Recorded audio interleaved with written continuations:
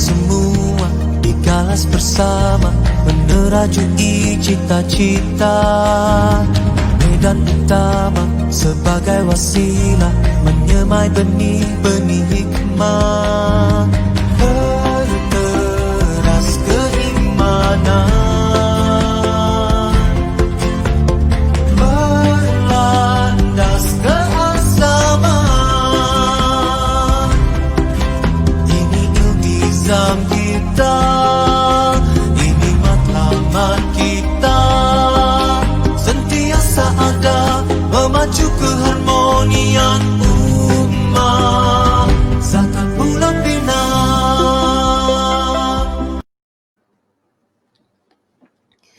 Assalamualaikum warahmatullahi wabarakatuh. Bismillahirrahmanirrahim.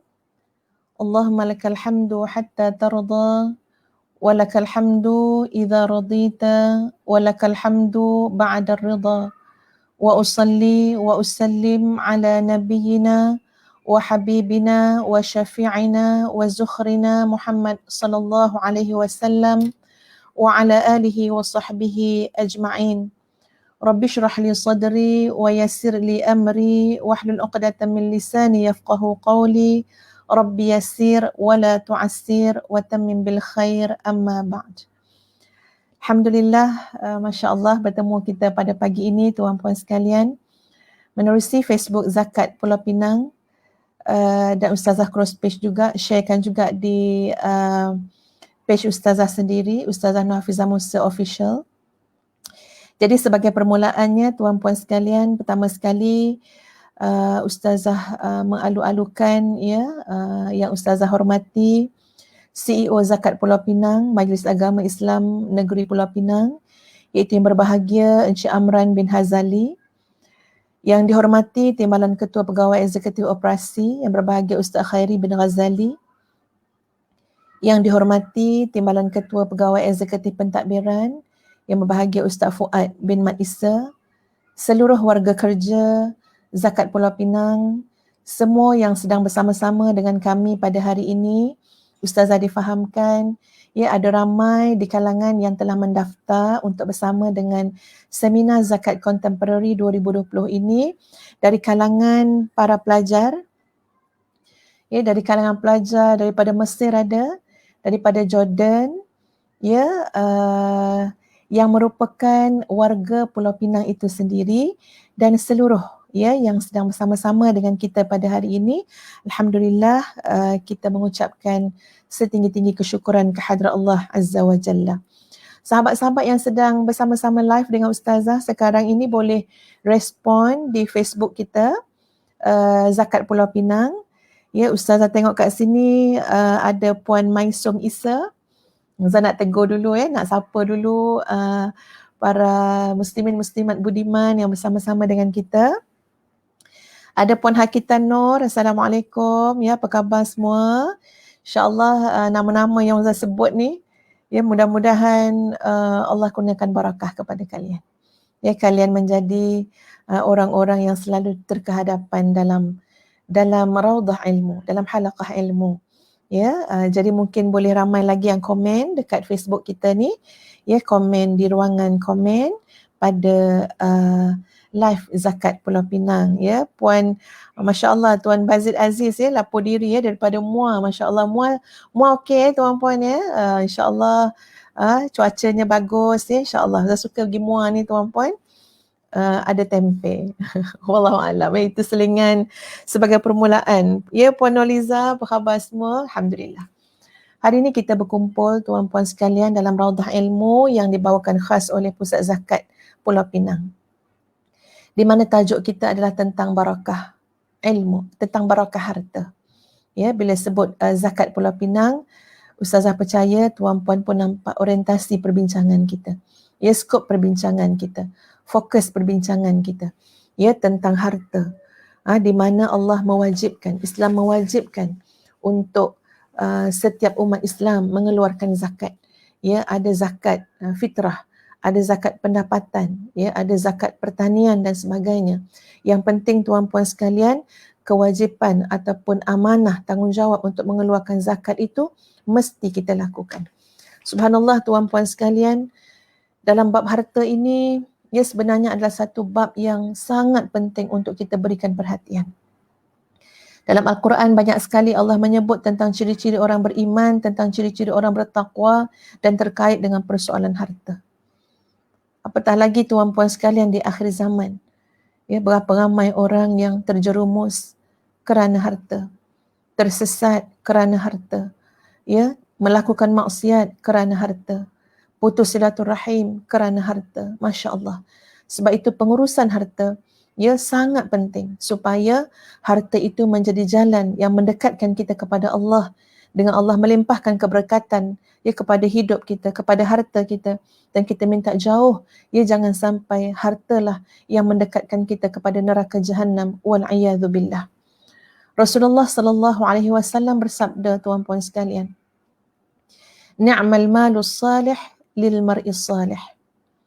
Sebaik-baik harta yang baik itu, ya, senikmat-nikmat, sebaik-baik harta yang salih itu, lil mar'is salih, di tangan seorang laki-laki yang salih. Maknanya bila sebut tentang harta benda, ya, disebut tentang duit atau apa saja yang maksudnya adalah harta benda, maka ia akan menjadi sangat baik. Ia akan mendatangkan jalan keberkatan. Ia akan mendatangkan jalan kebaikan ketika mana harta itu berada di tangan orang-orang yang saleh. Ya, ketika mana harta itu berada di tangan jiwa yang saleh, diuruskan oleh tangan yang saleh, diuruskan oleh hati yang saleh, maka itulah dia sebaik-baik harta yang saleh. Muslimin muslimat yang dikasihi sekalian, dalam bab harta ini tuan-puan sekalian, ya, Ustazah ingin pertama sekali membacakan beberapa hadis Nabi SAW. Sebab yang paling besar sekali tertariknya barakah harta, ya, sehingga mendatangkan dosa kepada kita, yang paling besar sekali ialah ketika mana kita meninggalkan zakat harta. Daripada Thauban radhiyallahu an bahawa Nabi SAW bersabda, man taraka ba'dahu kanzan muthila lahu yawmal qiyamati syuja'an aqra' lahu zabibatan yatba'uhu fayaqulu man anta fayaqulu ana kanzuka alladhi khallafta fala yazalu yatba'uhu hatta yulqimahu yadahu fayaqdamuha thumma yatba'uhu sa'ira jasadih. Maksudnya tuan-puan sekalian, barang siapa yang meninggalkan harta simpanan yang tidak dizakatkan setelah dia meninggal dunia, maka hartanya itu akan diwujudkan untuknya dalam bentuk seekor ular besar yang botak yang memiliki 2 taring. Ia akan memburunya. Dia berkata, siapa kamu? Ular itu menjawab, aku adalah harta simpananmu yang kamu tinggalkan. Maka ular itu terus memburunya sehingga dia memberikan tangannya, lalu ia menggigitnya, lalu diteruskan menggigit kepada seluruh tubuhnya. Masya Allah. Macam mana rasa tuan-puan ya mendengar hadis ni? Allahu Akbar. Ada ke tuan-puan ya zakat simpanan yang masih belum kita keluarkan? Ya, jangan sampai kita buat mudah saja persoalan zakat ni. Pergilah bertemu dengan pegawai-pegawai pusat zakat. Ya, di setiap negeri Ustaz percaya ada tuan-puan sekalian. Pergi bertemu, berunding, berbincang.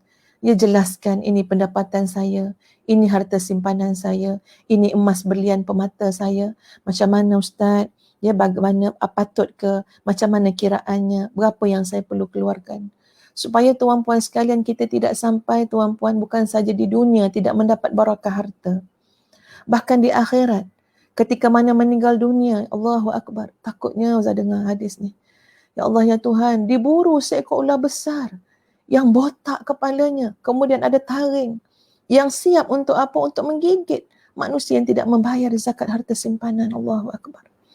Daripada Ibnu Umar radhiyallahu an, dia berkata, Rasulullah sallallahu alaihi wasallam bersabda, innal ladzi la yuaddi zakata malihi yukhayyalu ilaihi maluhu yawmal qiyamati syuja'an aqra' lahu zabibatan qala fayaltazimuhu aw yutawiquhu yaqulu ana kanzuk. Sesungguhnya orang yang tidak menunaikan zakat hartanya, pada hari kiamat harta tersebut akan diwujudkan dalam bentuk ular besar yang botak yang memiliki dua taring yang berbisa. Beliau bersabda, baginda bersabda, maka ular itu terus mengikutinya atau melilitnya. Dia berkata, aku adalah hartamu.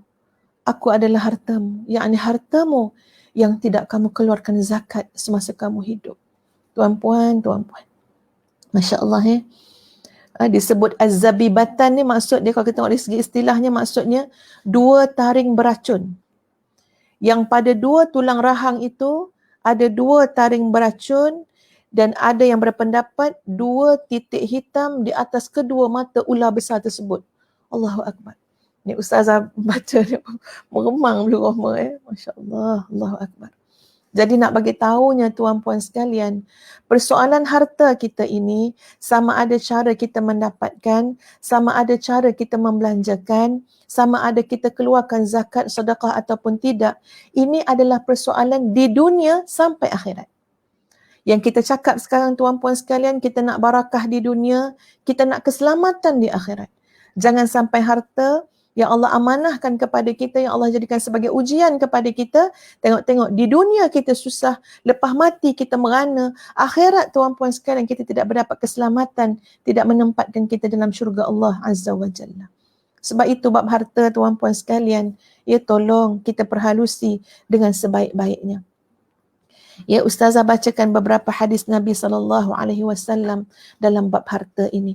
Pertama tadi Ustaz sebutkan apa dia? Harta kita nak dapat keberkatan, nak dapat redha Allah, mesti ada sifat keprihatinan untuk lihat apakah kita sudah sampai tahap wajib keluarkan zakat. Hari ni ramai orang nak jadi orang kaya. Macam-macam training kita masuk. Untuk apa? Masuk dalam bisnes nak jadi orang kaya. Tuan-puan sekalian, Islam memang menggalakkan untuk kita mencari kekayaan. Islam bukan melarang pun untuk kita menjadi orang kaya. Tapi tolong tuan-puan sekalian, amanah sebagai orang yang memiliki harta adalah dia mengeluarkan zakat yang telah diwajibkan dalam Islam. Yang kedua, muslimin muslimat sekalian, bila sebut tentang barakah harta, Ustazah nak mengaitkan dengan satu sikap yang kadang-kadang ada pada kita manusia, iaitu dalam bab harta ni kita jadi meminta-minta. Bila sebut bab harta je, suka nak meminta-minta. Bila sebut saja bab harta, kita suka nak menampakkan seolah-olah kita ni tak cukup. Nak lagi. Sehingga boleh jadi dengan sifat rasa tak cukup ni tuan-puan sekalian, kita boleh terjebak kepada satu perkara ataupun satu amalan yang sangat dibenci oleh Islam, iaitu suka meminta-minta. Tuan-puan sekalian, di antara jalan kebahagiaan kepada manusia adalah ar-ridha bil qalil. Rasa redha, rasa cukup dengan yang sedikit. Orang yang rasa cukup dengan sedikit ini adalah orang yang Allah kurniakan kepadanya ketenangan, kebahagiaan, kecukupan, supaya tidak terjebak kepada satu sikap ataupun terjebak kepada perkara yang diancam dalam Islam, ditegur, iaitu sifat suka meminta-minta. Ustazah nak bacakan petikan-petikan hadis tentang sifat suka meminta-minta ini tuan-puan sekalian. Daripada Ibnu Umar radhiyallahu an, bahawa Nabi SAW bersabda, La tazalul mas'alatu bi ahadikum hatta yalqa Allah Ta'ala wa laysa fi wajhihi muz'atu lahmin. Orang yang suka meminta-minta ini, senantiasa dia lakukan meminta-minta oleh salah seorang daripada kalian sehingga dia bertemu Allah Azza wa Jalla, sementara di wajahnya ketika mana dia bertemu Allah tidak terdapat sepotong daging pun. Masya Allah. Dulu masa kat dunia, dia suka meminta-minta. Bukan dia tak ada duit tuan-puan, tapi dia terlampau ingin kaya. Bukan dia tak sihat, dia sihat, dia boleh kerja, dia boleh usaha. Tapi dia lebih suka mencari kesempatan untuk minta-minta, mengemis, membodek-bodek. Yang penting, dia nak dapat duit dengan jalan yang paling mudah, yang paling senang, biar orang bagi je. Tak payah usaha, tak payah berfikir, tak payah susah payah. Kerja dia apa? Meminta-minta. Mungkin jalan meminta-minta dia tuan-puan sekalian, digambarkan di hadapan orang macam dia orang susah. Padahal Allah Maha mengetahui, dia tak susah mana pun. Mungkin di hadapan orang lain digambarkan pada orang, dia ni sakit, dia tak sihat. dia tak ada kekuatan. Tapi Allah Maha mengetahui, dia sihat, dia mampu berusaha, dia mampu untuk berfikir, tapi dia meminta-minta. Orang seperti ini tuan-puan sekalian, dalam bab harta yang kita bincang ini, Allah tarik barakah dia dunia sampai akhirat. Macam mana gambaran akhiratnya tuan-puan? Ketika mana saat dia bertemu dengan Allah Azza wa Jalla, Allah mentakdirkan pada wajahnya langsung tidak ada walau sepotong daging pun. Allahu Akbar. Kerana Allah benci untuk bertemu dengan orang yang meminta-minta semasa di dunia. Tuan-puan sekalian, dalam bab harta, tolong usaha, tolong ikhtiar, tawakal pada Allah. Letakkan pergantungan hati kita dalam bab harta ini pada Allah Azza wa Jalla. Ya, jangan meminta-minta, jangan mengemis-ngemis. Jangan menunjukkan macam kita ni susah sangat, macam dah tak ada keupayaan dan kudrat untuk mencari rezeki, mencari harta. Allah tidak suka orang yang meminta-minta. Dalam bab ini, muslimin muslimat sekalian, Ustazah nak kongsikan sepotong doa. Ya, doa ini adalah doa yang Ustazah bekalkan kepada anak-anak. Ya, dan doa ini dibaca oleh Nabi SAW. Kenapa Ustazah kata ini antara doa yang Ustazah tekan pada anak-anak? Bacalah Kak Long, baca Abangah, baca Kak Lang. Ya, daripada sekarang baca doa ni, jangan lupa. Sebab ia berkait tentang harta. Kerana kebimbangan tuan-puan sekalian, kebimbangan akhir zaman ini. Akhir zaman tuan-puan sekalian. Okey, nanti ingat kau nak baca pasal hadis meminta-minta lagi sekali ya. Akhir zaman tuan-puan sekalian, dalam satu hadis Nabi SAW yang lain, Nabi kata paling susah nak cari 3 perkara. Sebab itu Ustazah bila baca hadis ni tuan-puan sekalian, pesan pada anak. Tolong anak-anak Umi bacalah doa ni. Umi bimbang, Umi takut ni kita ni akhir zaman ni. Ya, sebab akhir zaman Nabi kata paling susah nak dapat akhir zaman. Pertama apa dia? Duit daripada jalan yang halal. Allahu Akbar. Paling susah nak dapat duit daripada jalan yang halal. Yang senangnya apa? Jalan tipu daya, jalan syubhah, jalan yang haram. Itu senang tuan-puan. Kita makan ubat lain. Ya, mungkin hospital bagi. Ya, dengan izin Allah, okey, kita sembuh daripada kencing manis. Kita sembuh daripada penyakit darah tinggi. Tapi kemudian kita keluarkan produk sendiri. Kita tak makan pun produk kita tu tuan-puan. Ya, kita tak pernah coba pun, baru je lepas keluar tu makan 2-3 hari je. Lepas tu kita claim pada orang ramai, saya hilang kencing manis dengan wasilah produk yang saya keluarkan ini. Saya jadi kurus ni sebab apa? Sebab saya duk makan pagi, petang, siang, malam produk yang saya keluarkan ini. Allah tahu tak penipuan kita? Allah tahu tak tipu daya kita? Allah Maha mengetahui. Tapi orang lain tertipu, ya, ada segelintir tertipu, ada sebahagian tertipu, dapatlah pulangan yang besar kepada kita. Padahal Allah tahu bukan itu ubat dia. Bukan itu ramuan dia. Kita dapat duit beli rumah, dapat duit beli kereta, dapat duit bagi makan anak bini kita. Tuan-puan, nak dapat duit dengan cara yang halal akhir zaman memang payah. Yang senangnya menipu. Yang senangnya eksploitasi. Yang senangnya seleweng fakta dan sebagainya. Sebab tu kita rasa takut. Ya Allah, ya Tuhan, anak-anak aku ni membesar, ya, makin nak membesar ni, akhir zaman ni, macam mana aku nak bekalkan apa pada anak-anak ini? Nanti saya akan kongsikan doanya. Yang kedua, Nabi sebut apa dia? Antara yang paling susah nak dapat akhir zaman adalah saudara yang setia. Sahabat yang setia tuan-puan. Ya, berapa ramai orang yang mula-mula tu bersahabat, mula-mula berkawan. Tapi sebab harta juga tuan-puan sekalian, kawan jadi lawan. Teman jadi musuh. Sebab harta juga tuan-puan sekalian, dulu sama-sama bangunkan syarikat ni. Tapi akhirnya ambil ramuan kawan kita tu. Ya, yang dah dipatenkan dan sebagainya. Klaim pula merupakan hasil daripada syarikat kita. Padahal dulu bersahabat. Demikian tuan-puan, akhir zaman susah nak cari sahabat yang setia. Yang ketiga, Nabi sebut yang payah nak dapat akhir zaman ini adalah sunnah yang diamalkan. Sangat susah nak tengok orang yang mengamalkan sunnah Rasulullah sallallahu alaihi wasallam. Kembali kepada doa yang Ustaz kongsikan dengan anak-anak ni tuan-puan sekalian.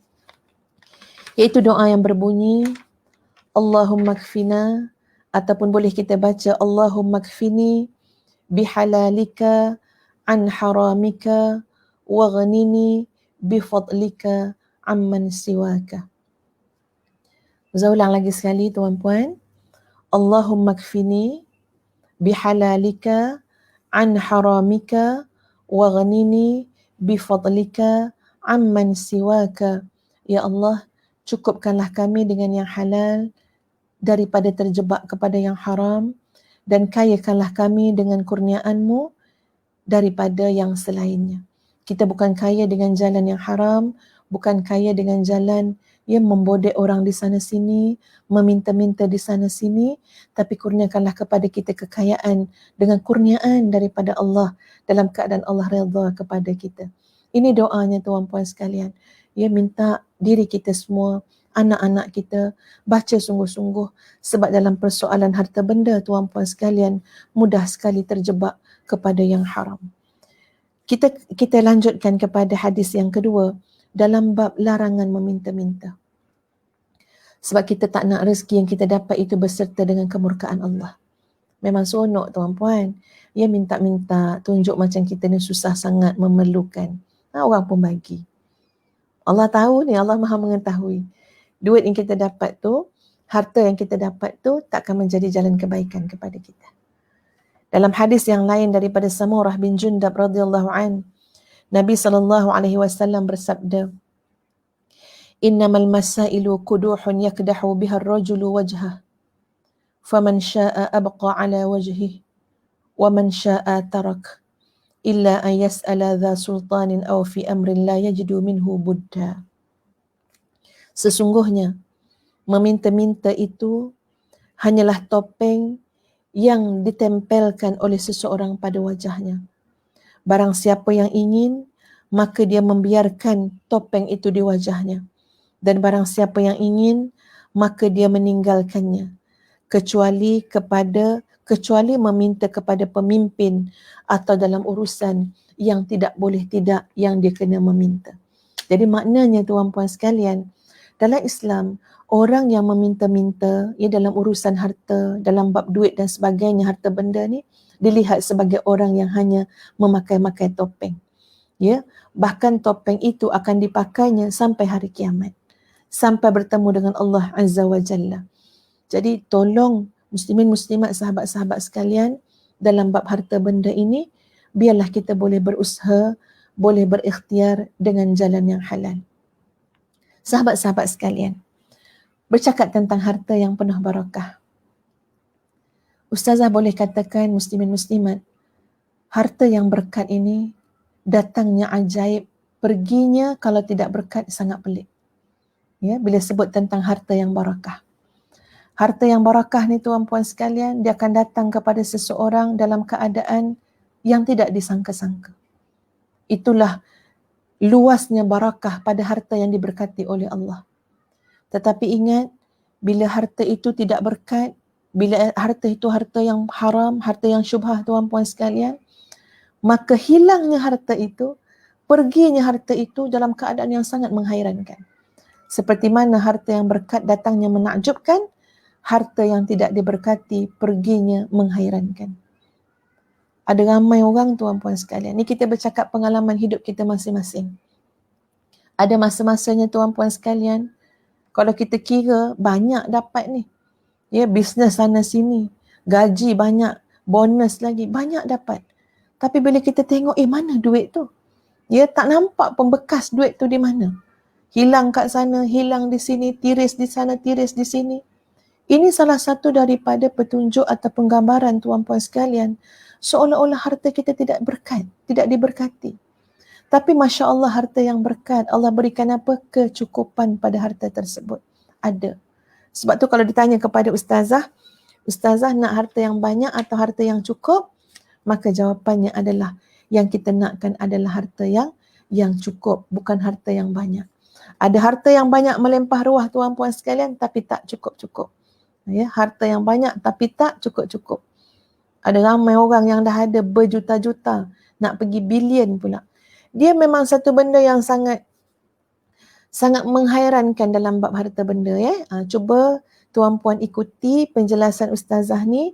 Ini psikologi harta, ini perbincangan tentang psikologi harta. Ya, psikologi manusia terhadap harta. Baik. Contoh tuan-puan.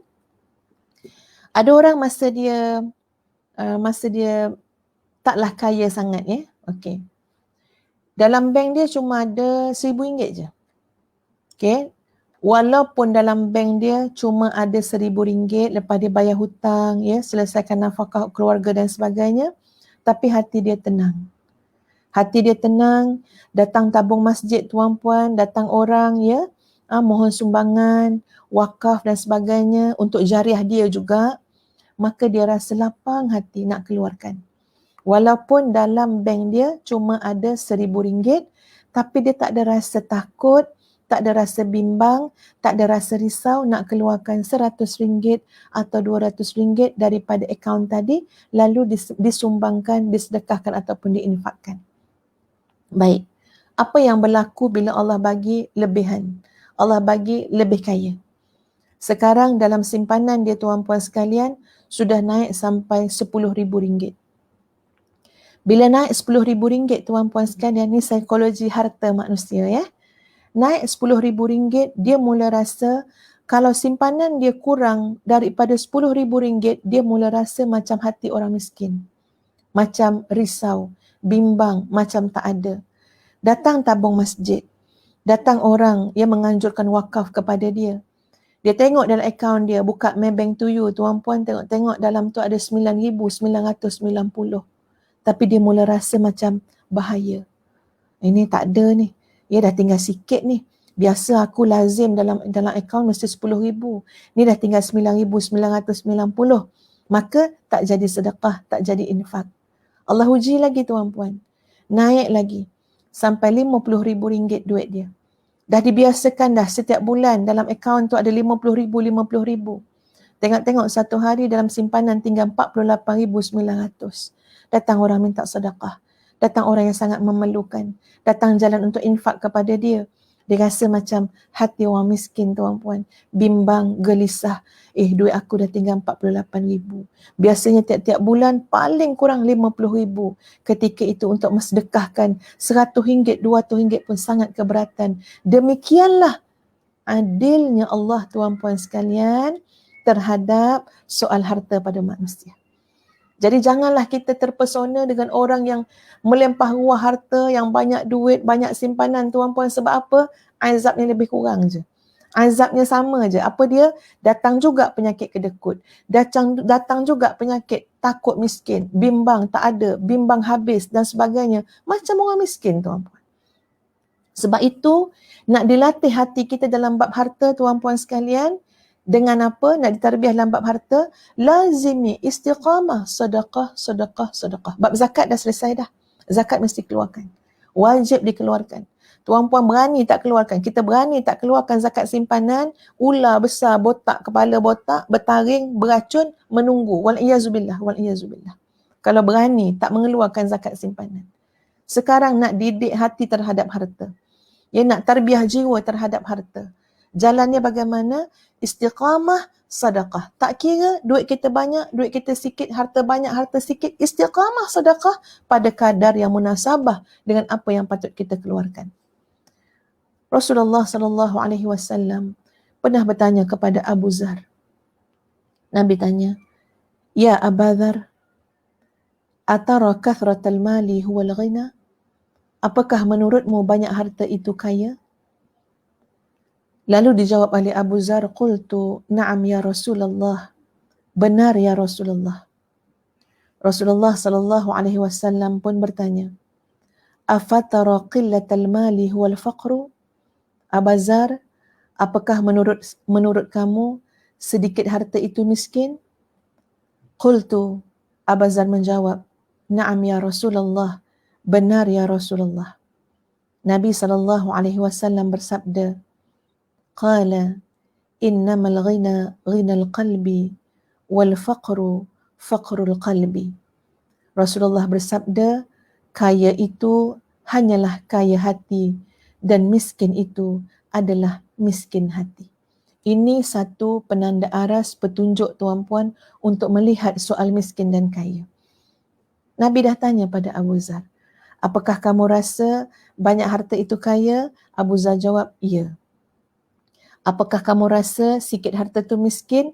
Abu Zar jawab, ya. Tapi kemudian dibetulkan, dipandu, diberikan petunjuk oleh Nabi SAW terhadap Abu Zar dan kita semua dengan kata-kata, kaya yang sebenar adalah kaya hati dan miskin yang sebenar adalah miskin hati. Daripada Abu Hurairah radhiyallahu an, Nabi SAW bersabda, "Laisal miskinu alladhi tarudduhu al-luqmatu wal-luqmatan wat-tamratu wat-tamratan, walakinil miskinu alladhi la yajidu ghinan yughnihi wa la yuftanu lahu fayutasaddaqu alayhi wa la yaqumu fayas'alun nasa." Sabda Nabi yang bermaksud, orang miskin itu bukanlah orang yang diberi satu suap atau dua suap makanan, satu biji atau dua biji kurma. Akan tetapi orang miskin itu adalah orang yang tidak pernah cukup dalam hartanya. Tidak diketahui kemiskinannya sehingga dia tidak memberi sedekah dan dia tidak berdiri meminta-minta kepada manusia. Ya, tuan-puan sekalian, orang-orang miskin yang mulia itu, tuan-puan, adalah orang miskin yang tidak meminta-minta. Ya, tapi macam mana orang tahu tentang dia ni miskin? Itu tanggungjawab kita sebagai hamba Allah, sebagai anggota masyarakat untuk tengok, ya, untuk berjalan, ziarah, lihat keliling kita, ada orang miskin, ada ibu tunggal yang patut dibantu, ada anak yatim yang susah. Demikian orang miskin yang mulia di sisi Allah. Nanti Allah akan mencukupkan. Allah akan membantu. Yang Allah tidak suka adalah iaitu orang yang berdiri meminta-minta kepada manusia. Dan orang yang meminta-minta kepada manusia, walaupun zahir nampak banyak hartanya, tapi percayalah hatinya adalah hati yang miskin, iaitu miskin yang Allah tak suka, iaitu hatinya tidak pernah rasa cukup. Daripada Abdullah bin Umar radhiyallahu an, bahawa Nabi SAW bersabda, qad aflaha man aslama wa ruziqa kafafa wa qanna'ahu Allahu bima atahu.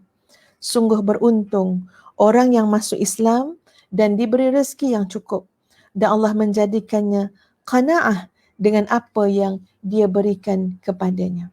Maka orang yang beruntung, tuan-puan sekalian, untuk kita melihat ciri-ciri harta yang penuh barakah, Allah memberikan pada setiap pemberian harta itu jiwa yang merasa cukup, nafsu yang merasa cukup. Seperti mana Fadalah bin Ubaid juga mengatakan, dia pernah mendengar Nabi SAW bersabda, "Tuba liman hudiya lil Islam wa kana 'aishuhu kafafa wa qana'a." Beruntunglah orang yang diberi petunjuk kepada Islam dan hidupnya cukup dan dia bersikap qana'ah. Baik, muslimin muslimat, Ustazah nak lanjutkan perbincangan kita kepada satu isu. Ya, ini isu ni tak pernah pula Ustazah cakap kat mana-mana sebelum ni. Baru semalam je Ustazah terfikir sangat tentang itu, ya. Semalam, tuan-puan sekalian, ini isu tentang pengurusan harta, pengurusan harta. Bagaimana kita dapat dan bagaimana kita membelanjakan. Semalam Ustazah dalam bengkel pengurusan keuangan untuk geran penyelidikan. Jadi alhamdulillah dapat geran penyelidikan, ya, adalah jumlah dia puluhan ribu. Jadi kita kena masuk bengkel untuk tahu bagaimana pengurusan kewangan, ya, geran tersebut. Masya Allah, tuan-puan, apa yang Ustazah lihat dan dengar daripada perbincangan tu membawa Ustazah untuk berfikir jauh dan mendalam juga. Alhamdulillah. Cuba bayang, ya tuan-puan, punyalah susahnya kita menguruskan dan nak mengeluarkan harta yang memang bukan harta kita. Diberikan grant, katalah contoh 50,000, dan mesti 50,000 ini diuruskan dengan penuh amanah, penuh tanggungjawab. Sebab apa? Sebab ada juru audit nanti. Sebab akan ada sistem penilaian. Okey? bagi 50,000, 50,000 ni kena buat dengan penuh amanah. Sebab apa? Hujung tahun ada audit. Kamu akan dilihat, dinilai. Tuan-puan, 50,000. Nak beli pen, nak beli pensel, nak beli dakwat printer. Okey, bagi tahu dulu. Dah survey dulu. Mana maknanya peralatan yang munasabah untuk dibeli. Munasabah. Signifikan penggunaannya. Maknanya bukan beli-beli untuk membazir. Beli memang nak guna. Kemudian tengok survey dulu. Jangan beli yang terlalu mahal. Ya, sebab kita boleh survey banyak pada jualan-jualan ni. Ambil lah yang sederhana. Jangan sampai yang mahal sekali. Kemudian, kita beli daripada siapa? Kroni kita ke? Ataupun kita tidak melibatkan soal kroni kat situ. Tunjuk mana resit dia.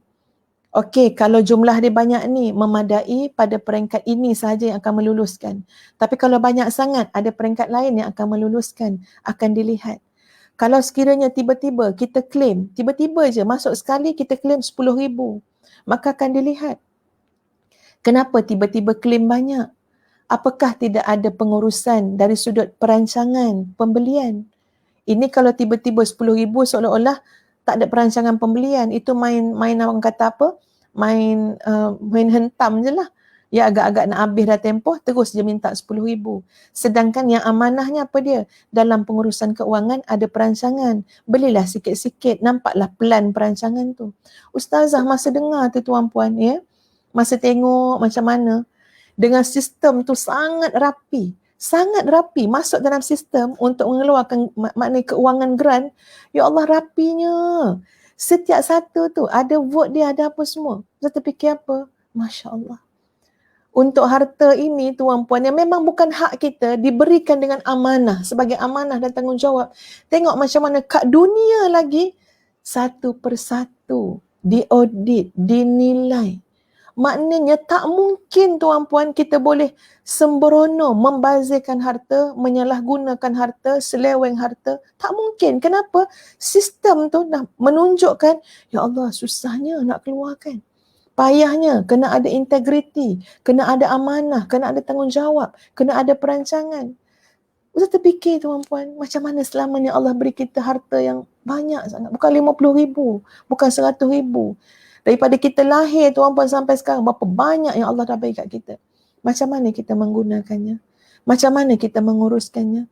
Ada tak sifat amanah merasakan bahawa Allah melihat, Allah Maha mendengar, Allah Maha mengetahui, Allah mengetahui dalam hati kamu, kejujuran kamu, keikhlasan kamu, atau sewenang-wenangnya kita belanjakan harta kita.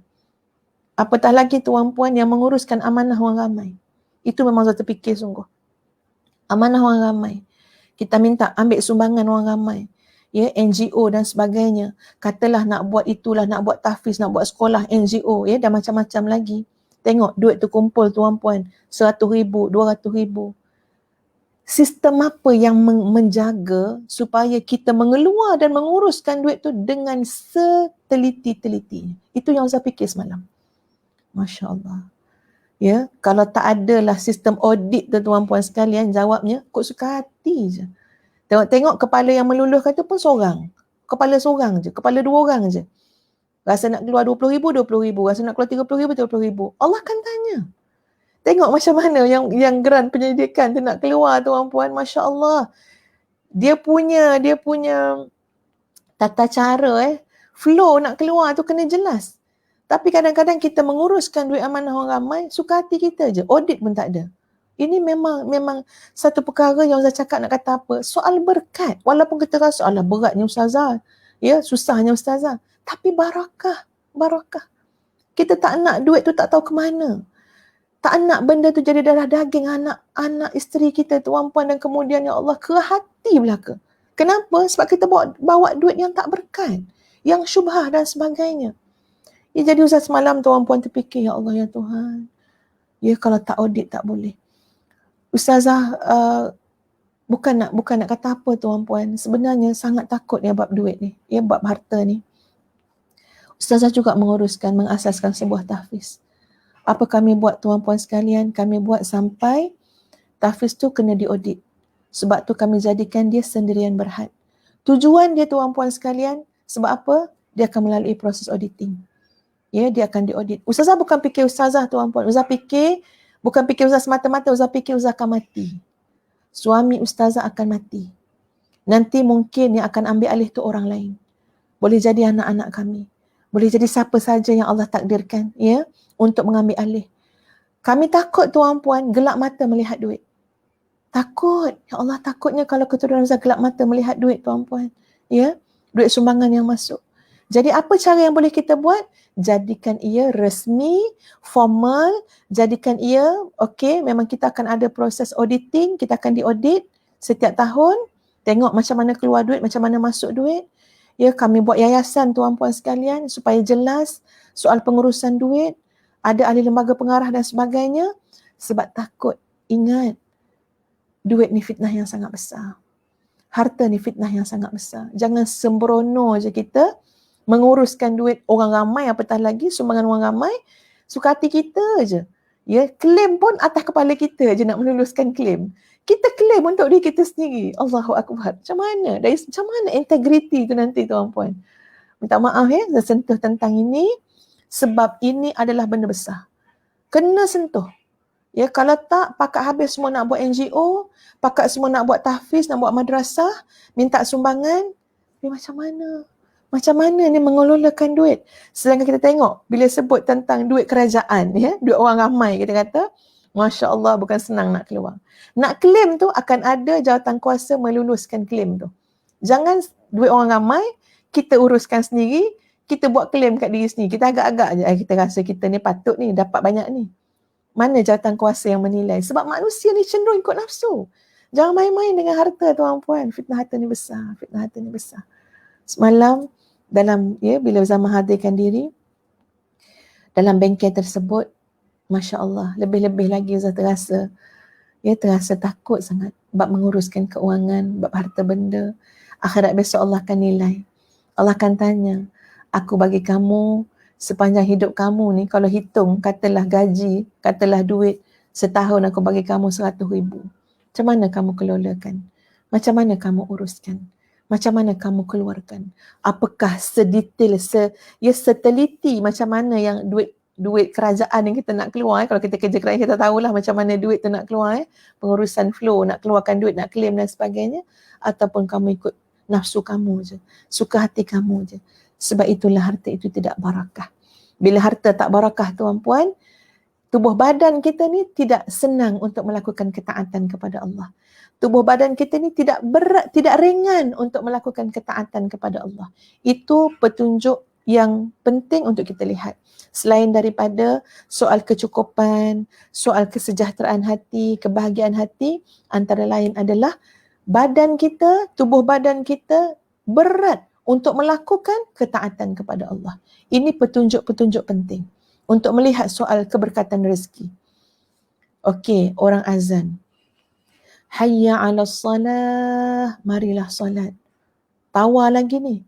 Hayya 'alal falah, bila kamu solat, Allah nak berikan kepada kamu tawaran kejayaan. Tapi kita tetap dengan media sosial kita, tetap dengan gadget kita, tetap dengan kelalaian-kelalaian yang lain. Kalau kita tengok gadget, media sosial pada benda manfaat, silakan. Tapi ni Ustaz bercakap ketika mana melepasi batas manfaat telah masuk kepada sempadan kelalaian. Ya, sampai Zuhur masuk 1:30, sekarang dah 2:30, sekarang dah 3:30. Lalai. Dekat-dekat nak pukul 4, barulah solat Zuhur. Tuan-puan nampak tak? 2.5 jam badan kita beku. Badan kita keras daripada apa? Nak pergi menunaikan solat 4 rakaat je Zuhur. Badan kita kaku. Senang lagi usik benda lain, senang lagi buat benda lain, tapi nak pergi ambil wuduk, nak buka kepala paip, tangan kita kaku, kaki kita kaku nak melangkah, hati kita kaku untuk berfikir. Ya, untuk berfikir, marilah, pergilah ambil wuduk. Sekarang jam dah 3 petang ni. Kaku semua, keras semua, berat semua. Yang ringannya apa? Pergi makan ringan. Ya, pergi benda-benda melalaikan. Ya, pergi ambil kunci kereta ringan. Masuk dalam kereta, bawa kereta pergi shopping ringan. Yang berat apa? Nak pergi tandas, nak pergi beli air, nak ambil wuduk, nak angkat tangan, Allahu Akbar, berat. Sampai 2.5 jam daripada masuk waktu tadi sampai sekarang belum solat-solat lagi. Tuan-puan, ini kena lihat. Apa jadi dengan aku? Saya tak kata pada tuan-puan semata-mata, ini muhasabah untuk ustazah juga. Apa dah jadi ya Allah, beratnya tubuh badan ini untuk qiyamul lail. Apa dah jadi ya Allah, beratnya tangan ini untuk mengambil kalam Allah. Ni kalam Allah, Al-Quran. Ya, Al-Quran ni kadang-kadang tuan-puan kat rumah kita ada banyak atas meja, tepi katil, atas meja soleh, atas almari. Quran, Quran, Quran, Quran. Lalu lalang kita, sebelah kita Quran, kiri kanan Quran, atas bawah Quran. Tapi tangan kita tidak terasa ringan untuk mengambil Al-Quran. Mata kita tidak terasa berkeinginan untuk menatap kalam Allah. Lisan kita, suara kita tak ada rasa nak baca kalam Allah. Tolong fikir, apakah ini boleh jadi satu signal yang Allah datangkan kepada kita disebabkan kerana apa? Tubuh badan kita membesar dengan yang haram. Wal-iyazubillah. Tubuh badan kita ini membesar dengan yang syubhah. Wal-iyazubillah. Ini tentang barakah harta muslimin muslimat sekalian. Tengok balik ya. Apatah lagi bila kita sebut tentang barakah harta melibatkan anak isteri kita. Kita tengok mungkin anak kita kerah hati, degil, ya, ilmu payah nak masuk, gelap, ya, payah betul, tak terang hati. Bukanlah semata-mata kerana poin ini, tapi poin yang Ustaz sebutkan ini potensinya sangat besar. Kemungkinannya sangat besar. Apa kemungkinannya? Kita bimbang sebagai ibu ayah, rezeki yang kita bawa balik itu adalah rezeki yang tidak benar-benar halalan tayyibah. Halal dan baik. Jadi dah daging pada anak-anak kita. Jadi keras hati mereka. Jadi dalam bab rezeki ni tuan-puan sekalian, banyak-banyakkan beristighfar dan banyak-banyakkan bertaubat kepada Allah. Banyak-banyakkan bertaubat. Ustazah rasa kita sangat perlu kepada waktu 1/3 malam, 2/3 malam khusus untuk kita minta ampun kepada Allah, bertaubat dalam bab rezeki ni dulu. Bab-bab lain banyak lagi dosa kita ni. Ini dalam bab harta dulu. Ya Allah, ya Tuhan, aku rasa ada banyak benda yang masuk dalam tubuh aku ni yang tak jelas, ya Allah. Aku rasa ada banyak benda yang aku bawa balik dalam rumah aku ni, jadi makanan, jadi minuman, jadi pakaian. Tak jelas, ya Allah. Satu hari besok engkau akan hitung.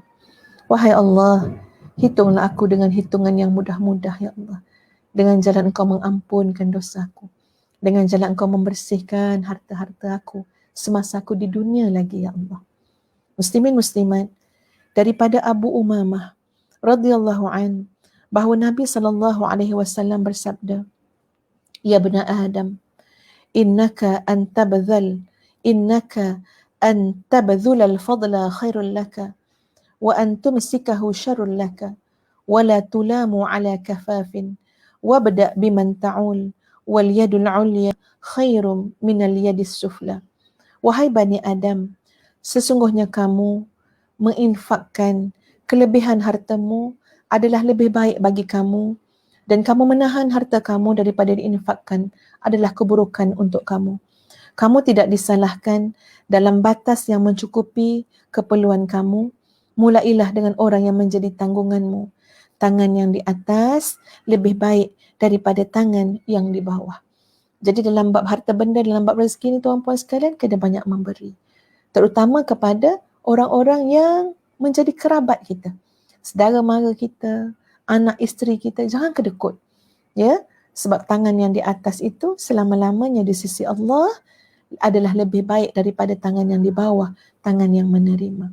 Jadi muslimin muslimat yang dikasihi sekalian, ya, persoalan harta ni kena baik-baik, kena cermat, kena teliti. Ya, telah pun kita bincangkan kurang lebih hampir 1 jam tuan-puan sekalian, ya, tentang persoalan harta yang akan membawa kepada soal barakah ataupun soal yang akan menjadi kesusahan, ya, dan kemudaratan untuk hidup kita di dunia dan di akhirat. Pada hari ini juga tuan-puan sekalian, ya, ustazah rasa ingin untuk berkongsi amalan ataupun ustazah panggil, ya, ini adalah bicara rezeki Asmaul Husna. Itu ustazah panggil untuk diri sendirilah, ya.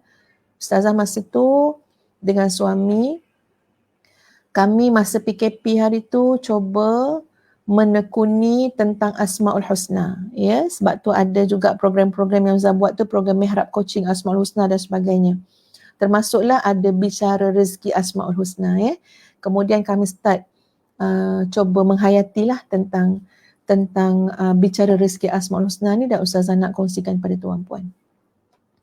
Pertama sekali tuan-puan sekalian, kita nak menghayati Asmaul Husna dalam rezeki, bab rezeki. Ya, supaya dengan penghayatan tu, insya-Allah rezeki kita penuh barakah. InsyaAllah harta dan rezeki tidak menjadi kesusahan kepada kita di dunia dan di akhirat. Ya. Pertama dengan melihat kepada surah Az-Zariyat ayat 58. A'udzubillahi minasyaitanirrajim. Ayat ni, tuan-puan, hafalkan, selalu ulang-ulang baca. Kalau boleh tuan-puan, jadi peringatan pada kita, kita baca pada waktu pagi. Sebelum kita cari rezeki. Sebelum kita keluar rumah pergi kerja. Takut kadang kat tempat kerja ada perkara-perkara yang bercanggah dengan integriti. Ya, ada peluang-peluang Allah nak uji kita, kita ni penting tak? Cermat tak pada perkara soal halal haram dalam bab rezeki? Jadi ada baiknya kita baca pagi-pagi lagi sebagai peringatan kepada kita. Surah Az-Zariyat ayat 58. A'udzubillahi minasyaitanirrajim. Innallaha huwar razzaqu dzul quwwatil matin. Sesungguhnya Allah, dialah yang maha memberi rezeki, yang memiliki kekuatan dan keteguhan. Jadi kita mengingatkan diri kita tuan-puan sekalian, dalam bab rezeki tak perlu risau. Dalam bab rezeki hati kena lapang. Daripada menguruskan rezeki, daripada nak mengambil rezeki dan juga nak nak mengeluarkan rezeki. Dia nak membelanjakan rezeki, kena ingat Allah lah yang maha memberi rezeki. Allah lah yang maha kuat, Allah lah yang maha teguh. Kalau Allah mengkehendaki, tidak ada orang yang boleh menahan. Kalau Allah menahan, tidak ada orang yang boleh memberi. Maka bagaimana respon kita, bagaimana tindakan kita? Kekallah, istiqamahlah berada di atas landasan menjaga yang halal, menjauhkan daripada yang haram. Memang yang haram ni warna-warni dia lain macam tuan-puan. Kadang-kadang jalan yang haram tu datang dalam keadaan Masya Allah rasa macam excited sangat kita. Sebab apa? Pulangan dia besar. Tak apa pulangan dia besar, besok kita istighfar lah, besok kita sedekah lah. Macam-macam nafsu ni tuan-puan, licik sangat. Tapi ingat, Allah itu maha gagah, maha kuat, maha teguh, maha perkasa. Sekelip mata rezeki kita boleh hilang. Ada orang tuan-puan, Masya Allah, banyak sangat duit dia. Banyak sangat harta dia. Ini Ustaz cakap ni, tinggal ingat pada kisah-kisah benar ya. Ada banyak harta tuan-puan. Harta dia bukan simpan kat bank Malaysia je. Banyaknya harta dia melempah-lempah. Dia simpan duit bank kat seluruh dunia. World Bank. Ya, bank dunia tuan-puan. Rumah dia bukan kat Kuala Lumpur je, bukan kat Pulau Pinang je. Rumah dia tuan-puan, Malaysia ada, Indonesia ada, London ada, Australia ada rumah. Makna kata, mana je dia rasa nak melancong, ada rumah dia di sana. Masya Allah, la quwata illa billah. Kayanya dia. Jangan kata kereta apa semua, Masya Allah, terlampau banyak. Saham dia tuan-puan, saham dia ratusan juta. Ratusan juta. Tuan-puan sekalian, Allah timpakan kepada hamba Allah ini dengan penuh kasih sayang. Ya, kerana Allah maha mengetahui apa yang terbaik kepada hambanya, Allah bagi dia sakit tuan-puan. Koma, tak boleh bergerak, tak boleh bercakap. Bertahun-tahun tuan-puan. Dia masih ada, dia masih hidup, tapi koma. Mata tu bolehlah buka sikit. Ketika itu tuan-puan sekalian pasti tidak ada guna lagi dah. Tak ada guna dah. Tak tunggu akhirat untuk kita memahami. Yauma la yanfa'u malun wala banun. Hari yang tidak ada harta dan anak-anak. Bahkan di dunia pun Allah dah tunjuk dah. Tak ada guna dah harta benda kamu. Habis belaka dah. Hanya duduk di atas tilam, di atas katil. Nak menguruskan diri sendiri pun tak boleh. Ya. Dan Allah maha pengasih lagi maha penyayang. Mentakdirkan yang demikian kepada hambanya. Mungkin untuk membersihkan, mungkin untuk mengangkat darjatnya. Kita tak menghakimi apa-apa yang berlaku kepada seseorang tu, tapi kita nak ambil pengajaran, nak beritahu kepada diri kita apa dia. Allah ni maha gagah, maha perkasa. Kalau Allah nak ambil, Allah boleh ambil sekelip mata. Bahkan kita ada semua, tapi tak boleh menikmati. Kita ada semua tapi tak boleh menyentuh pun harta benda tu. Kenapa? Allah beri kita halangan, kekangan untuk menikmati harta tersebut. Jadi dalam bab harta, tuan-puan sekalian, harta ni mencarinya pun hati tenang, dapat pun hati tenang. Itu harta yang berkat. Tapi kalau mencari pun dah susah hati, nak mengeluarkan pun susah hati, membelanjakan pun susah hati, risau memanjang, itu antara petanda-petanda daripada mencari harta pun jalan yang tidak berkat, mendapat pun jalan yang tidak berkat. Ingat surah Az-Zariyat ayat 58. Dalam Al-Quran Allah sebut lagi, Allahu latifun bi'ibadih, yarzuqu man yasha' wa huwal qawiyyul aziz. Allah itu maha latif dengan hambanya. Dia memberikan rezeki kepada siapa yang dia kehendaki. Dan dia itu maha kuat, lagi maha perkasa. Dalam bab rezeki selalu dia sebut, ya. Selalu disebut tentang Allah maha kuat, Allah maha perkasa, Allah maha teguh.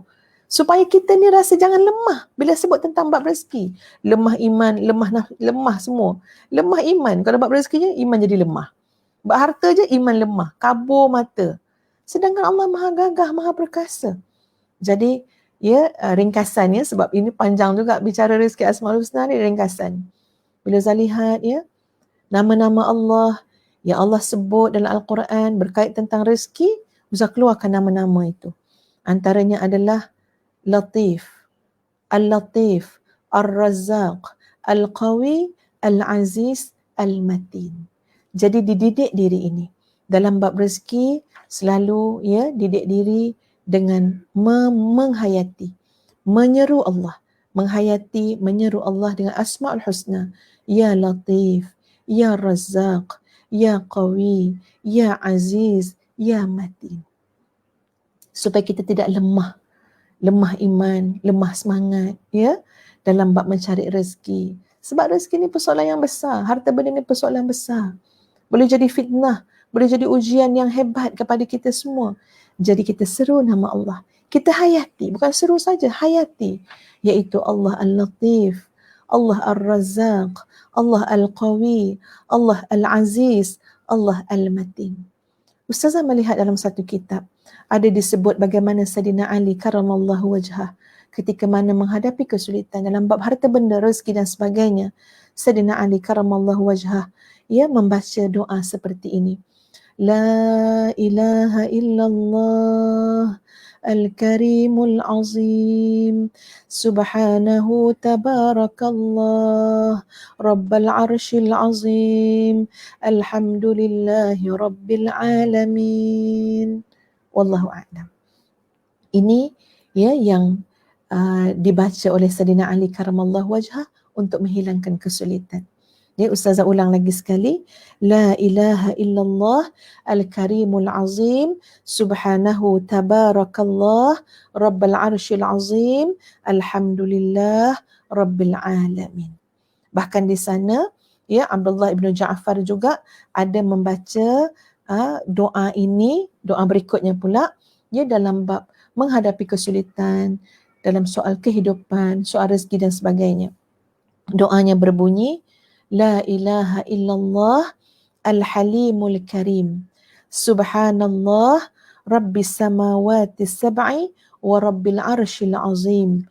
La ilaha illa anta azza jaruka wa jalla thana'uka. Maksud dia, La ilaha illallah, tidak ada Tuhan kecuali Allah, al-halimul karim, yang maha halim, yang maha karim, yang maha mulia, yang maha penyantun. Subhanallah, maha suci Allah. Rabbis samawati sab'i, Tuhan langit yang 7. Wa rabbil arshil azim, Tuhan arasy yang agung. La ilaha illa anta, tidak ada Tuhan kecuali engkau. Azza jaruka, yang maha mulia, orang yang engkau lindungi. Wa jalla thana'uka, dan pujian yang besar bagimu ya Allah. Jadi ini doa-doa, amalan-amalan tuan-puan sekalian, ya, yang Ustazah rujuk. Jadi amalan-amalan para sahabat, ya, yang insya-Allah mudah-mudahan bila kita amalkan menjadi kekuatan kepada kita dengan izin Allah untuk kita dapat, ya, mencari rezeki, menguruskan rezeki, mencari harta dan menguruskan harta dengan lebih baik. Ustazah minta tolong kepada Zakat Pulau Pinang lah untuk tuliskan doa yang Ustazah baca tu. Mungkin boleh tepekkan ya Ustaz ya dekat page Zakat Pulau Pinang.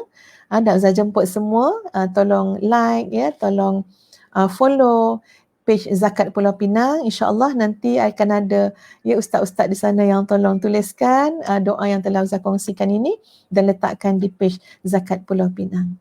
Muslimin muslimat ya, tuan-puan yang dikasihi sekalian, bicara kita sudah sampai ke penghujungnya. Ya, Ustazah mengucapkan jutaan terima kasih kepada semua. Pastilah bicara tentang harta benda ini ya, bicara yang sangat luas, tidak akan dapat sempurna tuan-puan ya, untuk kita bercakap hanya pada kadar yang terbatas iaitu 1 jam sahaja. Jadi kalau adalah manfaat pada perkongsian itu, silakan tuan-puan untuk diamalkan ya, untuk dimanfaatkan, dan segala kelemahan itu adabnya Ustazah nisbahkan kepada diri Ustazah sendiri. Sebelum Ustazah akhiri, sebab Ustazah ada tulis kat kitab Ustazah ni, Ustazah nak kongsi je lah ya.